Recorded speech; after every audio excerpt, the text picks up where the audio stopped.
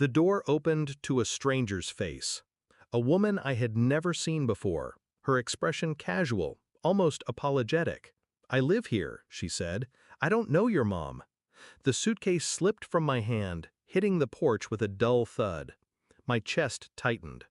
My mother's curtains were gone, the wind chime she loved missing.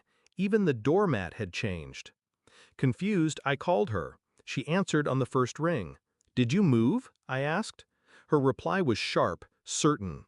"No, I didn't move. I'm at home, waiting for you." And that's when I knew something was wrong, very wrong. My mother raised me on loyalty. Her words, "Family is the only safe place." I believed her. I trusted her. For years, I carried that belief like a shield. She was the anchor in every storm. The one I called when jobs fell through, when heartbreaks cut deep. She was steady. Or at least she made me believe she was.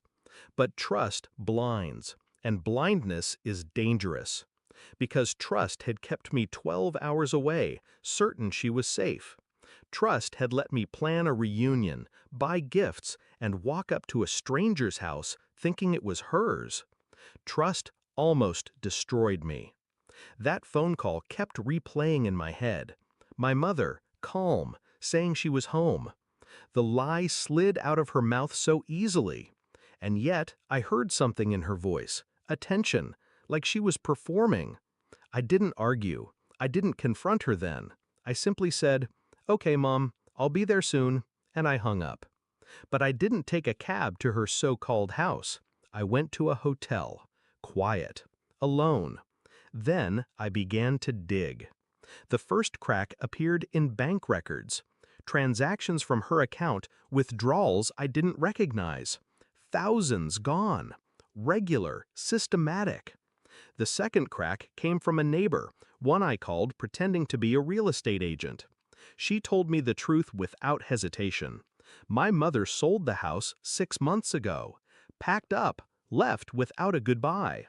The third crack? A photo I found on social media.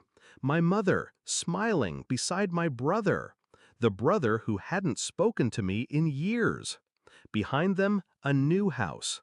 The house I was never meant to know about. Betrayal doesn't arrive all at once. It drips, steady, until you're soaked in it. I didn't rage. I didn't call and demand answers. Instead, I waited. I let her keep playing her part, pretending she was still in the old house, pretending she was waiting for me. Meanwhile, I built my own play. I gathered the documents, the property sale records, the bank transfers, the forged signatures, my name on papers I never touched. She hadn't just abandoned me, she had used me. My credit, my details, my silence.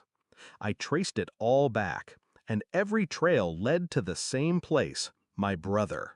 They hadn't planned for me to come back. They thought distance would keep me blind. But I had 12 hours on that plane to sharpen my focus. The confrontation wasn't loud, it was clinical. I showed up at her new house on a Sunday morning, unannounced. She opened the door with a smile too wide, my brother standing smugly behind her. "You found us," she said, voice trembling at the edges. I stepped inside without asking, placed a folder on the dining table. Paper after paper slid out, proof of every lie, every theft, every betrayal. My brother's face drained first. He knew what those papers meant. My mother tried to speak, but I raised a hand. Calm, cold. "You told me you were waiting at home," I said. "You were right. You just didn't realize whose home it really was." Then I left. The rest unfolded on its own. The lawyer I hired filed the suits. Fraud, identity theft, financial abuse. The police took my statement, and the evidence did the rest. Within weeks, their accounts were frozen. Their house, a house bought with stolen money, slipped into foreclosure. My brother's business crumbled under the weight of investigations. And my mother, the matriarch who built her reputation on loyalty, she was left exposed, her lies rotting in the open air. Sometimes revenge doesn't need fire. Sometimes it needs patience, paper, silence. The night before the hearing, my mother called me. Her voice broke this time. No mask, no performance. "We're family," she pleaded. "Don't do this." I let her words hang in the air. Then I whispered back, "You're right. Family doesn't do this. You stopped being mine the day you sold that house." And I ended the call. Now, months later, I sit in my own place, small, but paid for with my money, my name, my work. No lies, no shadows. I think about the stranger who opened that door the day I arrived. Her face, her words. "I live here." And she was right. My mother didn't live there anymore, but neither did I. Because home isn't walls or deeds. Home is trust. And once it's sold, you never buy it back.